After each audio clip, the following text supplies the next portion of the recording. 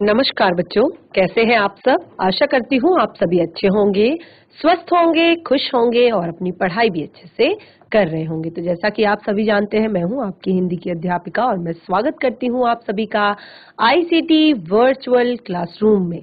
और आज हम यहाँ पर एकत्रित हुए हैं पढ़ने के लिए क्लास 8 की हिंदी।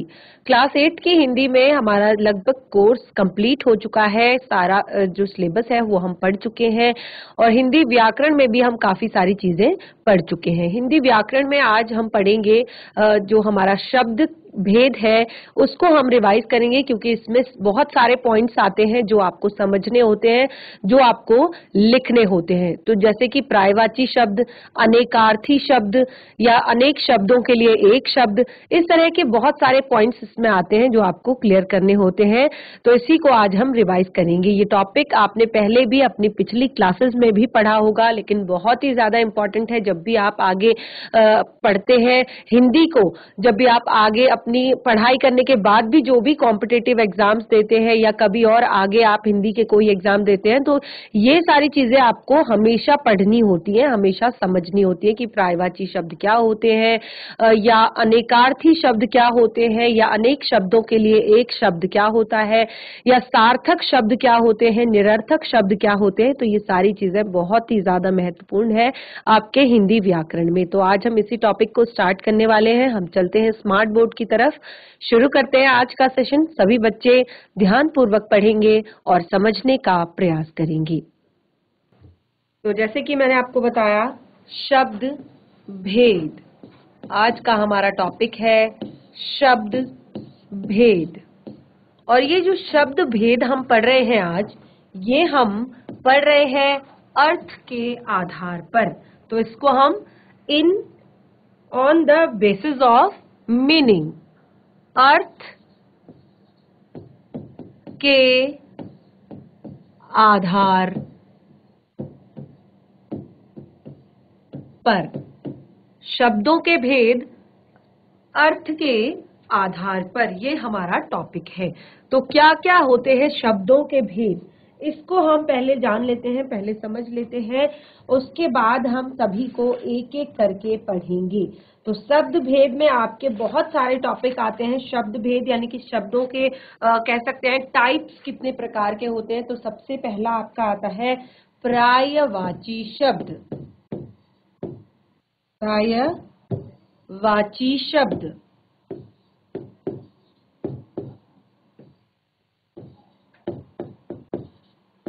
दूसरा आपका आता है विलोम शब्द।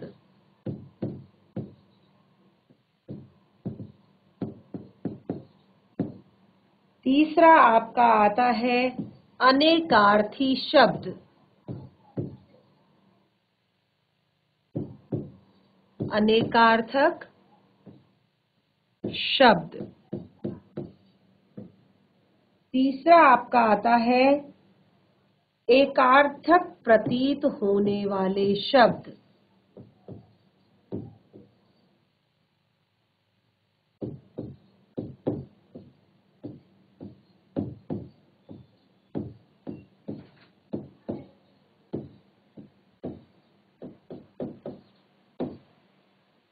अगला आपका आता है अनेक शब्द के लिए एक शब्द।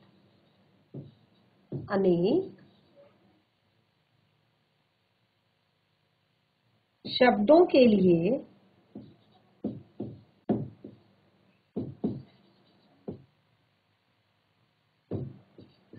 एक शब्द। तो ये है कुछ शब्दों के टाइप्स, कुछ शब्दों के भेद, जो कि ऐसा नहीं है कि आपने पहले नहीं पढ़े हैं। पर्यायवाची शब्द आप क्लास 2-3 से पढ़ना शुरू कर देते हैं। और पर्यायवाची शब्द होते हैं जब हम किसी भी शब्द का यानी कि एक जैसा अर्थ बताने वाले शब्द जो होते हैं उनको हम पर्यायवाची शब्द कहते हैं, जो एक ही जैसा अर्थ आपको बताते हैं। तो इस तरह से अभी हम यहाँ पर बहुत सारे पर्यायवाची शब्दों को आपके साथ डिस्कस करेंगे, बहुत सारे पर्यायवाची शब्दों को पढ़ेंगे। उसके बाद आता है आपका विलोम शब्द। तो विलोम शब्द क्या होता है कि किसी भी शब्द किसी भी संदर्भ में जब दो शब्दों का अर्थ एक दूसरे के विपरीत लगता है, जैसे दिन का रात, ज्ञान का अज्ञान, एक का अनेक, तो इसको कहा जाता है विलोम शब्द। ठीक है, इसी तरह से अगला हमने यहाँ पर बताया है अनेकार्थी शब्द। अनेकार्थक शब्द यानी कि जब जिन शब्दों के एक से अधिक अर्थ होते हैं, यानी कि एक से अधिक अर्थ जब निकाले जाते हैं जिन शब्दों के, तो उनको अनेकार्थक कहते हैं। जैसे अगर हम कहें अंक, तो अंक जो है वो एक है संख्या, ठीक है, और उसके बाद है गोद, फिर है नाटक का अंक यानी कि एक भाग, और दूसरा अगर हम कहें तो नंबर। ठीक है, इस तरह से हम अनेकार्थक शब्दों को भी जानेंगे यहाँ पर जिनके एक से अधिक अर्थ निकलते हैं। और फिर हमने लिखा है एकार्थक प्रतीत होने वाले शब्द, ऐसे शब्द जो हमें एकार्थक प्रतीत होते हैं, यानी कि ऐसा लगता है जब हिंदी भाषा में कई बार ऐसे हमें शब्द मिलते हैं जो समान अर्थ देने वाले हमें प्रतीत होते हैं, लेकिन क्या होता है कि प्रतीत तो होते हैं हमें वो, लेकिन थोड़ा बहुत अंतर उनमें होता है, जिस कारण हमें उन्हें बहुत ज्यादा सावधानी के साथ प्रयोग करना होता है। जैसे अगर मैं कहूं अस्त्र, ठीक है, तो अस्त्र वो होता है जो हथियार हाथ से फेंक कर चलाया जाता है। ठीक है, और आज के टाइम में मिसाइल को आप अस्त्र कह सकते हैं। और शस्त्र क्या होते हैं? जो हाथ में पकड़ पकड़ कर चलाया जाता है। तो अस्त्र शस्त्र, कई बार हम क्या समझते हैं? हम समझते हैं कि इन दोनों का मतलब ही हथियार होते हैं। तो इन दोनों का मतलब हथियार तो होता है, लेकिन डिफरेंस दोनों में होता है। हमें प्रतीत होता है कि ये एकार्थक ही है, ऐसा लगता है कि ये केवल एक अर्थ हमें बता रहा है, लेकिन आप इनको ध्यान से पढ़ेंगे, ध्यान से पढ़ते हैं, ध्यान से समझते हैं, तो ये आपको एक से अधिक अर्थ देते हैं। जैसे हमने यहाँ पर एक शब्द प्रयोग किया अस्त्र और शस्त्र, तो अस्त्र अलग अर्थ में प्रयोग होता है जब कोई भी हथियार फेंक कर यूज किया जाता है, फेंक कर उसका इस्तेमाल किया जाता है। आज के टाइम में हमारा फेंक कर यूज करने वाला है मिसाइल, ठीक है। और शस्त्र जो हाथ में पकड़े पकड़े चलाया जाता है, तो जैसे पिछले समय में तलवार, वो क्या होती थी, वो हाथ, उसको केवल फेंकते नहीं है तलवार को, उससे हाथ से पकड़ कर केवल चलाते हैं, लेकिन जो अस्त्र होते हैं उन्हें फेंका जाता है। ठीक है, और आज के टाइम पे गन जो है वो हाथ पे पकड़ के चलाई जाती है, और मिसाइल जो है वो फेंक कर चलाई जाती है। तो इस तरह से हमें प्रतीत तो होते हैं कि एक अर्थ है, लेकिन अर्थ उसके एक से अधिक होते हैं। ठीक है, अगला यहाँ पर एक और हमने लिखा है अनेक शब्दों के लिए एक शब्द। तो ये तो आपको पढ़ना ही पढ़ना है, क्योंकि ये बहुत ही ज्यादा आपके हिंदी में जब आप एग्जाम में आपका आता है कि क्या होता है, जब आप किसी भी भाषा को सरल बनाने के लिए या प्रभावशाली बनाने के लिए अनेक शब्दों के स्थान पर केवल एक शब्द का प्रयोग करते हैं, तो उसे हम अनेक शब्दों के लिए एक शब्द कहते हैं। तो जैसे हम यहाँ पर कहेंगे जिसे जीता ना जा सके, तो वो होगा अजेय। ठीक है, जो काम से जी चुराता हो, तो उसे कहेंगे कामचोर। ठीक है, जो कम भोजन करता है उसे कहेंगे अल्पाहारी। तो इस तरह से जो हम अनेक शब्दों के लिए एक शब्द प्रयोग करते हैं वो यहाँ पर दिया गया है। तो इस तरह से यहाँ पर आपको 5 भेद दिए गए हैं अर्थ के आधार पर शब्दों के। ध्यान पूर्वक समझिए। सबसे पहले पर्यायवाची शब्द, दूसरा विलोम शब्द, तीसरा अनेकार्थी शब्द, चौथा एकार्थक प्रतीत होने वाले शब्द, पांचवा अनेक शब्दों के लिए एक शब्द। अब हम सबको एक एक करके पढ़ेंगे, सबको थोड़ा थोड़ा सबके एग्जाम्पल लेंगे। जैसे सबसे पहला यहाँ पर हमारा पॉइंट है पर्यायवाची शब्द। तो क्या होते हैं पर्यायवाची शब्द, ये हम सबसे पहले जानते हैं। सबसे पहला पॉइंट है हमारा पर्यायवाची शब्द।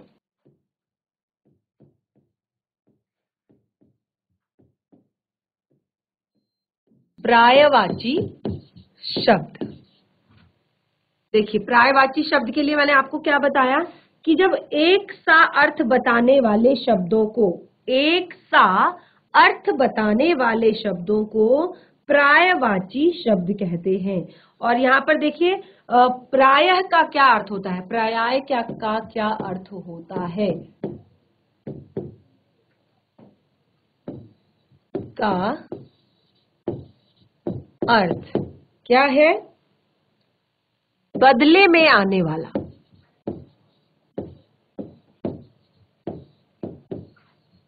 आने वाला, ठीक है, उसके पर्याय में यानी कि उसके बदले में आने वाला जो शब्द है, तो अर्थ एक जैसा बताता है। देखिए क्या होता है कि कई बार अनेक जो पर्याय में अर्थात बहुत सारे अलग अलग शब्द दूसरे शब्दों के बदले में आते हैं, लेकिन आपको ध्यान देने योग्य यहाँ पर एक बात यह है कि कई बार आप सोचेंगे कि ये इसके बदले में आएगा, लेकिन विभिन्न परिस्थितियों के हिसाब से, जब परिस्थितियों के हिसाब से शब्दों में सूक्ष्म अंतर होता है। यानी कि हम ऐसा नहीं है कि अगर हम कहें अग्नि का पर्यायवाची है आग, पावक, दहन, अनल, तो हम जहां पर आग यूज आप देखेंगे वाक्य में किस तरह का शब्द प्रयोग हो रहा है, ठीक है, तो आप वहां पर आग यूज करेंगे, जहां पर अग्नि का प्रयोग हो रहा होगा वहां पर अग्नि प्रयोग करेंगे, जहां पर पावक का यूज हो रहा होगा वहां पर आप पावक प्रयोग करेंगे। ऐसा नहीं है कि आप किसी भी शब्द को कहीं पर लगा देंगे कि ये इसका पर्यायवाची है सोचकर। तो देखिए अगर मैं यहाँ पर आपको कहूं जैसे पानी, एग्जाम्पल, पानी का पर्याय है जल, क्या है, पानी का पर्याय क्या है, जल है। किंतु जब धर्म में महत्वपूर्ण स्थान रखने पर अगर मैं कहूं गंगा पानी, गंगा पानी, आप कहेंगे कि जल जो है जो पर्यायवाची है पानी का वो जल है, तो यहाँ पर गंगा पानी भी यूज किया जा सकता है, नहीं, तो ये गलत हो जाएगा। क्यों गलत हो जाएगा, क्योंकि शब्द जो है जहां पर जो शब्द लगेगा, देखिए गंगा जल, तो कौन सा शब्द आपको सही लग रहा है, तो देखिए यहाँ पर धर्म में महत्वपूर्ण स्थान रखने वाला जो गंगा जल के स्थान पर अगर हम गंगा पानी का प्रयोग करेंगे तो हमें कितना अटपटा लगेगा बोलने में, कितना अजीब लगेगा कि आज हम गंगा पानी से स्नान करेंगे, तो बड़ा अटपटा लग रहा है ना सुनने में, पढ़ने में। तो उसी इसलिए जहां पर जिस तरह का शब्द प्रयोग किया जाएगा आप पढ़कर देखेंगे, समझेंगे, उसी तरह के शब्द का आप प्रयोग करेंगे। तो जैसे गंगा पानी तो गंगा जल, ठीक है। तो इस तरह से हमने यहाँ पर एग्जाम्पल दिया पर्यायवाची शब्द का। तो अब देखिए पर्यायवाची शब्दों का जो प्रयोग होता है वो भाव और संदर्भ के अनुसार होता है, यानी कि जहां पर जिस तरह का भाव आ रहा होगा उसी तरह से हम उसको प्रयोग करेंगे। तो एक धार्मिक भाव आ रहा है तो हम वहां पर ऐसा नहीं करेंगे कि गंगा पानी लिख देंगे, हम भाव का यूज करेंगे। वो हम आध्यात्मिक भाव हमें वहां पर आ रहा है, आध्यात्म का भाव हमें वहां पर आ रहा है, तो हम उसको गंगा जल कहकर पुकारेंगे, ठीक है। तो ये तो आपके एक एग्जाम्पल है समझाने के लिए कि किस तरह आप पर्यायवाची शब्दों का प्रयोग करेंगे। अब कुछ और एग्जाम्पल हम यहाँ पर बताते हैं, जैसे अग्नि, बहुत ही ज्यादा इंपॉर्टेंट है। अग्नि, अग्नि का पर्यायवाची होता है आग, पावक, दहन, अनल। इसी तरह से अमृत, बहुत इंपॉर्टेंट, अमृत का पर्यायवाची होता है पीयूष,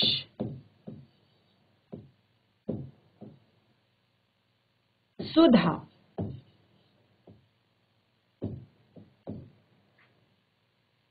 अमीय, सोम,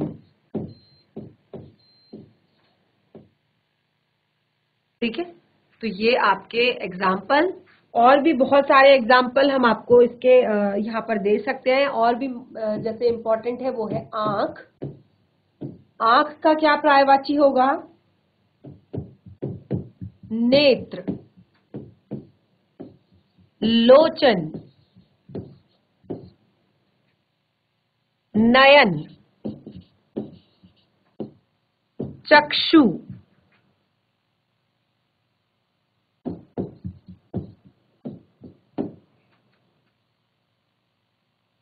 इंद्र, इंद्र का पर्यायवाची लिखेंगे सुरेश, सुरेश यानी कि देवताओं का राजा। जैसे असुरों का राजा क्या होता है? असुरेश। ठीक है, असुरों का राजा है तो असुरेश, देवताओं का राजा है तो सुरेश। ठीक है,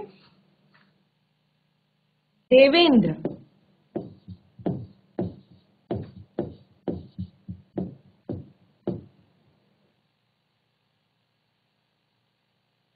सुरेंद्र,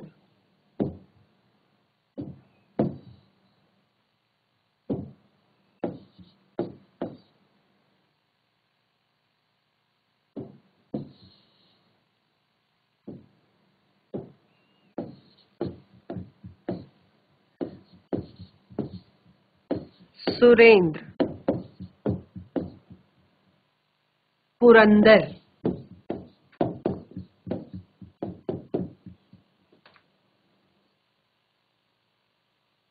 असुर, असुर का पर्यायवाची लिखेंगे। क्या होता है असुर का पर्यायवाची? दानव, दैत्य, राक्षस, निशाचर।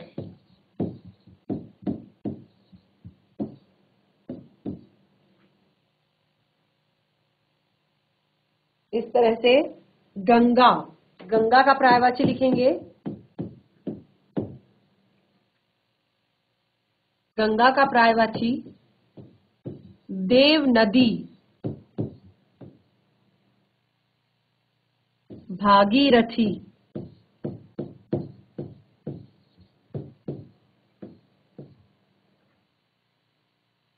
मंदाकिनी,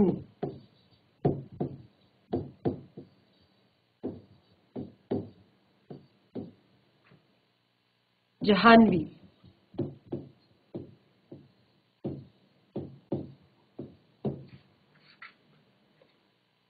तो इस तरह से यहाँ पर हमने कुछ एग्जाम्पल लिखे हैं और बहुत सारे ऐसे एग्जाम्पल हैं जो आप लोगों को पढ़ने हैं, समझने हैं। तो कुछ शब्द मैं आपको यहाँ पर लिख रही हूँ, उनके एग्जाम्पल, उनके पर्यायवाची शब्द आप खोज कर लिखेंगे। जैसे चंद्र, ठीक है, और चंद्र, गणेश, इनके पर्यायवाची शब्द आप लिखेंगे। पवन, पुष्प,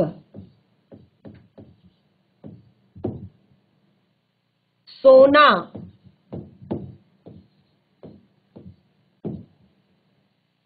मेघ,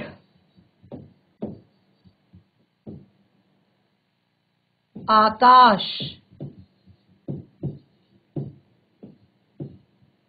तो इन सबके पर्यायवाची आप स्वयं से लिखेंगे। बहुत ही ज्यादा इजी है और बहुत ही ज्यादा इंटरेस्ट आएगा जब आप लिखेंगे इनके पर्यायवाची। तो 3-3 पर्यायवाची कम से कम आप इनके लिखेंगे। कितने शब्द आपको यहाँ पर दिए गए हैं? चंद्र, गणेश, पवन, पुष्प, सोना, मेघ, आकाश। यहाँ पर आपको 7 शब्द दिए गए हैं जिनके पर्यायवाची आपने लिखने हैं। चंद्र, गणेश, पवन, पुष्प, सोना, मेघ, आकाश। तो ये आपका होमवर्क है। और भी बहुत सारे ऐसे शब्द हैं जिनके आपको पर्यायवाची शब्द याद करने होंगे, समझने होंगे। तो उसको हम अपने नेक्स्ट सेशन में डिस्कशन करेंगे। आप फिलहाल ये आज आप पर्यायवाची में ये शब्द आप नोट डाउन कर लीजिए। इन शब्दों को आप अपनी कॉपी में नोट डाउन करेंगे और इन सबके पर्यायवाची 3 से 4 पर्यायवाची आप खोज कर लाएंगे, अपनी कॉपी में लिख कर लाएंगे। तो नेक्स्ट जो टॉपिक है हमारा वो है आपका विलोम शब्द। देखिए पर्यायवाची शब्द हमने समझ लिए क्या होते हैं। अब विलोम शब्द की बारी है। तो विलोम शब्द क्या होते हैं? देखिए पर्यायवाची शब्दों में हमने जाना कि जिन शब्दों का अर्थ लगभग एक जैसा होता है उन्हें पर्यायवाची शब्द कहते हैं। और सबसे बड़ी मेन बात हमने यहाँ पर जानी कि पर्यायवाची शब्दों को हमें सोच समझकर भाव के साथ प्रयोग करना चाहिए। और सभी पर्यायवाची शब्द जो होते हैं उनका प्रयोग हम एक दूसरे के स्थान पर नहीं कर सकते। ये हमने यहाँ पर पर्यायवाची शब्दों के बारे में सीखा। अब हम विलोम शब्दों को यहाँ पर पढ़ेंगे कि क्या होते हैं विलोम शब्द। विलोम शब्द। तो विलोम शब्द का मैंने अर्थ आपको पहले ही बता दिया कि जब किसी भी संदर्भ में जिन शब्दों के अर्थ एक दूसरे के विपरीत होते हैं, ठीक है, तो उनको हम क्या कहते हैं? विलोम शब्द कहते हैं। और ये हम क्यों सीखते हैं? कि भाषा पर अधिकार प्राप्त करने के लिए। और जब हमें भाषा पर एकाधिकार प्राप्त करना होता है, भाषा पर हमें एक अधिकार प्राप्त करना होता है, तो उसके लिए हमें विभिन्न पक्षों का ज्ञान होना हमें जरूरी है। अगर हम केवल दिन के बारे में जानेंगे, हम रात का मतलब नहीं समझ पाएंगे, तो हम कैसे अपनी भाषा में बहुत सारे हम शब्दों का प्रयोग कर सकते हैं। तो इससे क्या होता है कि भाषा पर जब हम विलोम शब्द सीखते हैं, जब हम पर्यायवाची शब्द सीखते हैं, तो क्या होता है हमारी भाषा पर पकड़ जो है वो मजबूत होती है। यानी कि हम बहुत अच्छे से भाषा का प्रयोग कर पाते हैं। हमारी वोकैब्युलरी जो शब्दकोश है वो हमारा बढ़ जाता है। यानी कि हम जिस तरह से शब्दों का प्रयोग करेंगे, वाक्यों का जब हम प्रयोग करेंगे, तो वहां पर हम अलग अलग शब्दों का प्रयोग कर सकते हैं वाक्य के अनुसार। तो ये तो है विलोम शब्द में। अब जैसे हमने कहा कि कुछ शब्द आपस में आप देखते हैं एक का अनेक, बड़ा, छोटा। तो यहाँ पर इसकी परिभाषा एक बार लिख लेते हैं विलोम शब्द की। किसी संदर्भ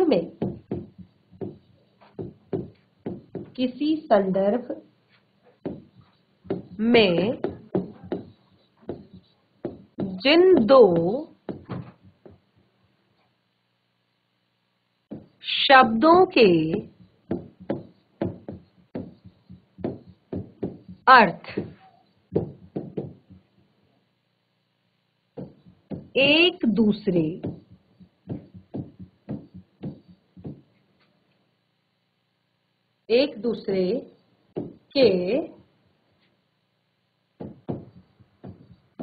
के विपरीत हो, उन्हें विलोम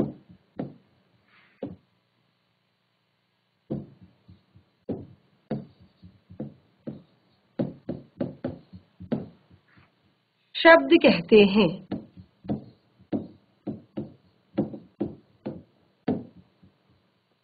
किसी संदर्भ में जिन दो शब्दों के अर्थ एक दूसरे के विपरीत हों, उन्हें विलोम शब्द कहते हैं। और देखिए विलोम शब्दों को लिखते समय आपको ये ध्यान रखना होता है कि तत्सम शब्दों का विलोम तत्सम होगा और तत्भव शब्दों का विलोम तत्भव होगा और आगत शब्दों का विलोम आगत ही होगा। जैसे कि ये सारी चीजें हमने पढ़ी हैं। अब आप कहेंगे कि क्या होते हैं तत्सम शब्द, क्या होते हैं तत्भव शब्द, क्या होते हैं आगत शब्द। तो ये शब्द जो है ये हमने यहाँ पर देखिए, ये हमने यहाँ पर अर्थ के आधार पर हम पढ़ रहे हैं कि अर्थ के आधार पर शब्द कैसे होते हैं। तो इसमें हमने इससे पहले जो शब्दों के बारे में पढ़ा है, इसमें हमने शब्दों के प्रकार पढ़े हैं कि तत्सम शब्द क्या होते हैं, तत्भव शब्द क्या होते हैं, आगत शब्द क्या होते हैं। तो तत्सम शब्द वे होते हैं जिनको हम बिल्कुल जिस भाषा से वे वो लिए गए हैं, संस्कृत भाषा से अगर वो लिए गए हैं तो हम उसको जस का तस प्रयोग करते हैं। जैसे अगर सत्य मैं कहूँ, सत्य जो शब्द है इसको हम संस्कृत में भी सत्य कहते हैं और हिंदी में भी सत्य कहते हैं। तो ये बिल्कुल जैसे कि तैसे प्रयोग किए गए हैं, तो इसीलिए हमने इन्हें कहा तत्सम, बिल्कुल उसी के जैसे। ठीक है, तत्भव जो बिल्कुल थोड़ा सा हम अलग तरह से उसका प्रयोग करते हैं उसको तत्भव कहा जाता है। आगत शब्द ये होता है जो दूसरी भाषाओं से आए हुए शब्द हैं उनको आगत शब्द कहा जाता है। तो जैसे जीवन का मृत्यु, ठीक है, जीवन क्या है, हमारा तत्सम शब्द है और मृत्यु क्या है, तत्सम शब्द है। अंधेरा, अंधेरा आपका तत्भव शब्द है, उजाला आपका तत्भव शब्द है। दोस्त आपका आगत शब्द है, दुश्मन भी आपका आगत शब्द है। तो ये चीज का आपने ध्यान रखना है कि जब भी आप विलोम शब्द लिखते हैं तो विलोम शब्द लिखते वक्त आपके जो शब्द हैं अगर वो तत्सम शब्द है तो उसको आप तत्सम में ही उसका विलोम लिखेंगे। अगर आपका शब्द तद्भव है तो आप तद्भव में ही उसका विलोम लिखेंगे।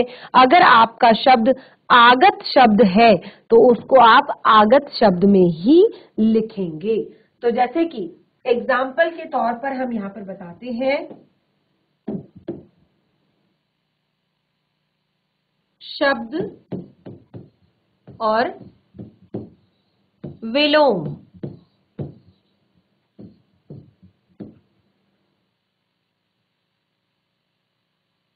शीत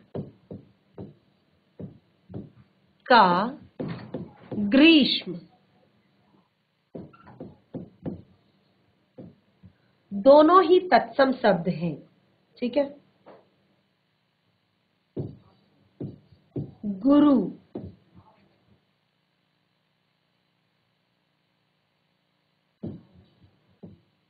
लघु,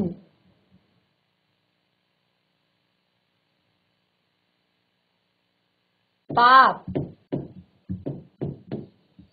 पुण्य, अग्रज, अनुज,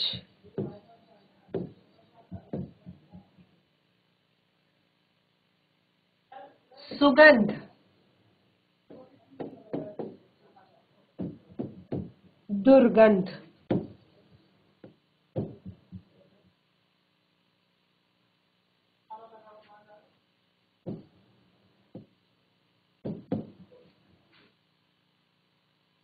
सत्य, असत्य,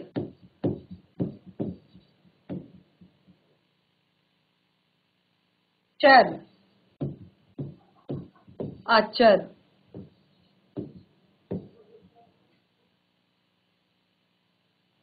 सुमति,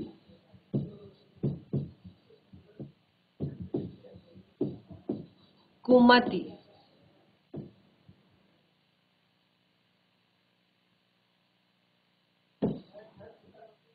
इच्छा, अनिच्छा,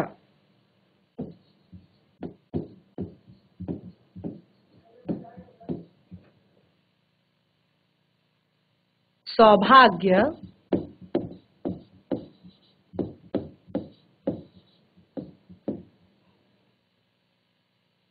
दुर्भाग्य।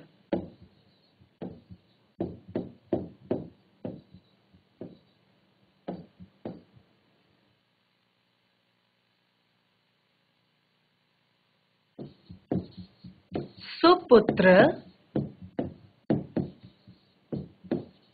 कुपुत्र। तो इस तरह से आप बहुत सारे जो शब्द हैं, कुछ यहाँ पर मैं आपको शब्द लिखती हूँ। उपकार, आशा,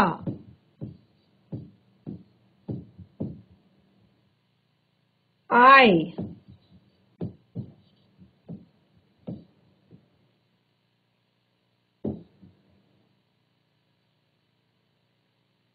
स्वतंत्र,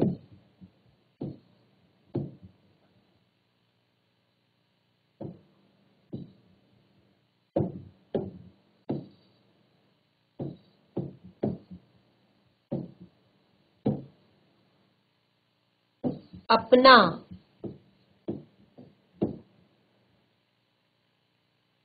अधिक,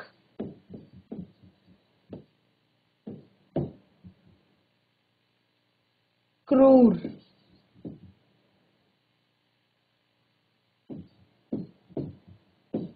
तो ये शब्द जो है इनके आपको विलोम शब्द लिखने हैं। ये आप अपनी कॉपी में नोट डाउन करेंगे बिल्कुल इसी तरह से। कुछ शब्द जो है वो हमने यहाँ पर लिख दिए हैं, आप लोग को बता दिए हैं, जैसे पाप का पुण्य, अग्रज का अनुज, सुगंध का दुर्गंध, सत्य का असत्य, चर का अचर, सुमति का कुमति, इच्छा का अनिच्छा, सौभाग्य का दुर्भाग्य, सुपुत्र का कुपुत्र, सुपुत्र का कुपुत्र।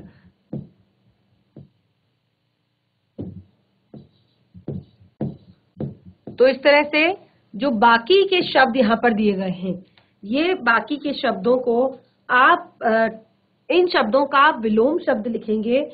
उपकार, आशा, आय, स्वतंत्र, अपना, अधिक और क्रूर। ये आपको 7 शब्द यहाँ पर दिए गए हैं, जिनको आप अपनी कॉपी में नोट डाउन कर लीजिए फटाफट, और इनका आप विलोम शब्द लिखकर लेकर आएंगे। विलोम यानी कि विपरीत, उल्टा। विलोम यानी कि विपरीत। जैसे एक का अनेक हम लिखते हैं, छोटे का बड़ा हम लिखते हैं, सत्य का असत्य हमने लिखा है, चर का अचर हमने लिखा है, सुमति का कुमति हमने लिखा है। इसी तरह से आप लिखेंगे उपकार का, आशा का, आय का, स्वतंत्रता का, अपना का, अधिक और क्रूर का। तो ये विलोम शब्द भी हमने पढ़ लिए। तो देखिए, विलोम शब्द पढ़ते वक्त हमने सबसे महत्वपूर्ण बात क्या सीखी यहाँ पर, कि तत्सम शब्दों के विलोम हमेशा तत्सम होंगे, तत्भव शब्दों के विलोम हमेशा तत्भव होंगे, और आगत शब्दों के विलोम हमेशा आगत शब्द ही होंगे। तो ये बात आपने ध्यान रखनी है, ऐसे ही आपने विलोम शब्द नहीं कर देने हैं। तो ये आप ध्यान रखेंगे। अगला है अनेकार्थक शब्द। अगला हमारा टॉपिक है अनेकार्थक शब्द। अनेकार्थक शब्द क्या होते हैं? हमने कहा कि जिन शब्दों के एक से अधिक शब्द अर्थ निकलते हैं। नंबर 3 हमारा टॉपिक है अनेकार्थक शब्द।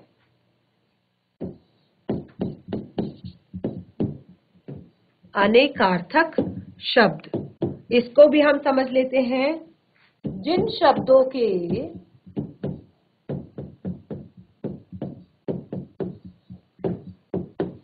एक से अधिक अर्थ होते हैं,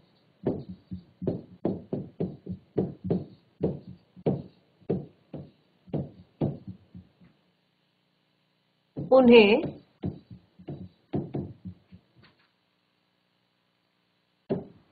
अनेकार्थक शब्द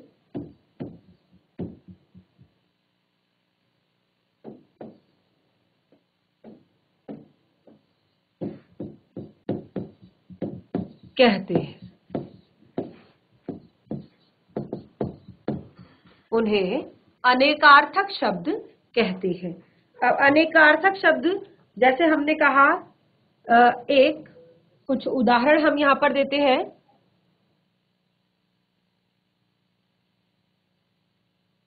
हरि या सुधा, सुधा, सुधा शब्द हमने यहाँ पर लिखा है। एक से अधिक अर्थ हमने इसके बताने हैं। तो सुधा हम अमृत,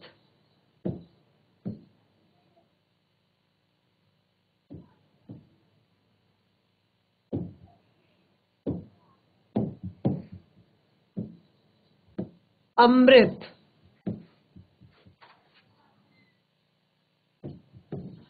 दूध, जल,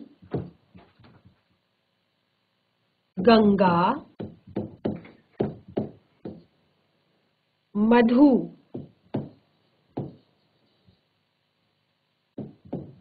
या पृथ्वी।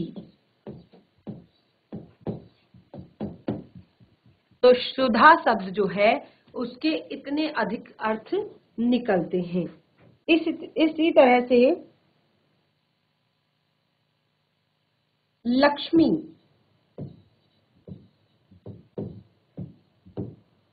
लक्ष्मी यानी कि कमला, शोभा और धन वैभव को भी लक्ष्मी कहा जाता है।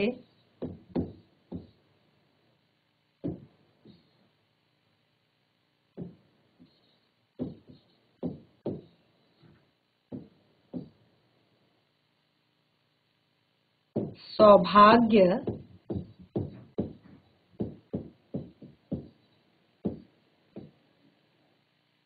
और एक दुर्गा का नाम भी लक्ष्मी।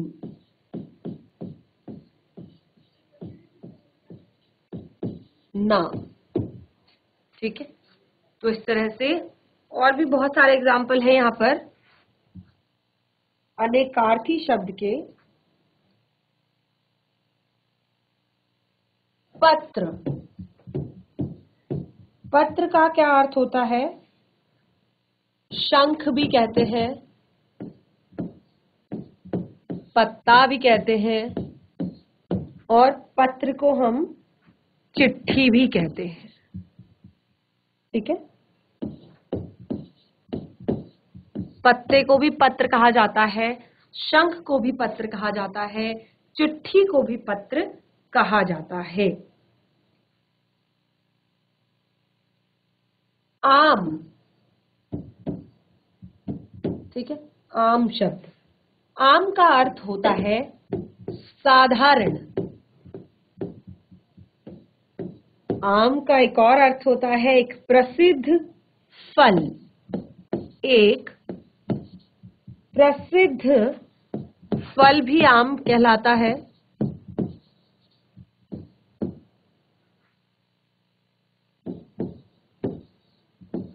दूसरा अजीर्ण, यानी कि जो जीर्ण ना हुआ हो अभी, उसको भी आम कहा जाता है।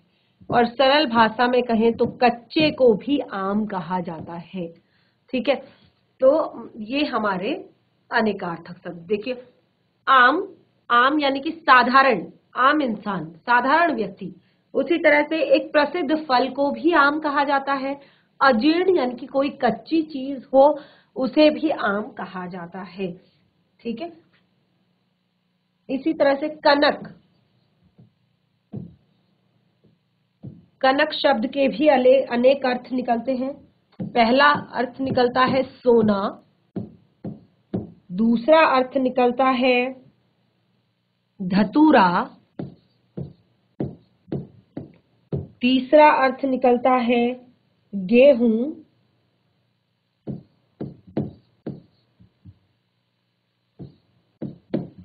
चौथा अर्थ निकलता है पलाश।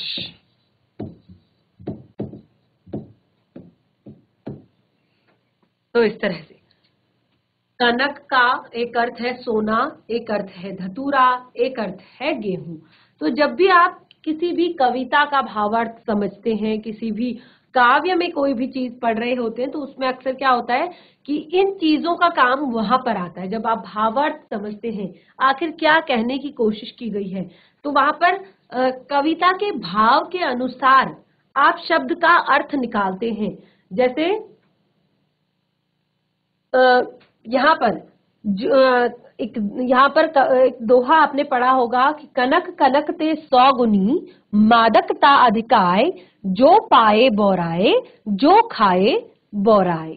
तो कनक कनक ते 100 गुनी, कनक और कनक, दो बार कनक शब्द का प्रयोग हुआ है और दोनों बार कनक शब्द का अर्थ अलग अलग है। यानी कि सोना सोने की ऐसी मादकता है, ऐसा नशा है कि जो पा जाता है, जिसके पास होता है, वो भी उस नशे में चूर हो जाता है और जो खा लेता है वो भी उस नशे में चूर हो जाता है। तो देखिए, दो अर्थ निकले यहाँ पर कनक के, एक सोना और एक धतूरा। तो इस तरह से आपको अनेक शब्दों के एक शब्द अनेकार्थक शब्दों को यहाँ पर समझना आपके लिए इसीलिए ही बहुत ज्यादा जरूरी हो जाता है। तो कुछ शब्द आप भी ढूंढिए इस तरह के जिनके एक से अधिक अर्थ निकलते हैं, वो आप इसके नीचे लिखेंगे। बहुत सारी आप कविताएं पढ़ते हैं, बहुत सारी चीजें आप अपनी बुक में पढ़ते हैं, तो उसमें ऐसे बहुत सारे शब्द आते हैं जिनके एक से अधिक अर्थ निकलते हैं, तो उनको आप यहाँ पर लिखिए और उनके एक से अधिक अर्थ निकालने की कोशिश कीजिए। तो बच्चों, आज के सेशन में हमने सबसे पहले पर्यायवाची शब्द, विलोम शब्द और अनेकार्थक शब्दों के बारे में पढ़ा और सबको हमने बहुत अच्छे से समझा है। काफी सारे एग्जाम्पल हमने लिखे और जो भी होमवर्क मैंने आप लोगों को दिया है उसको आप घर पर जरूर करेंगे, एक बार रिवाइज करेंगे, पढ़ेंगे, देखेंगे कि क्या चीज इसमें और हमने लिखनी है। इस टॉपिक के बाकी भाग को हम कंटिन्यू करेंगे अपने नेक्स्ट सेशन में। तब तक के लिए धन्यवाद। आपका दिन शुभ हो।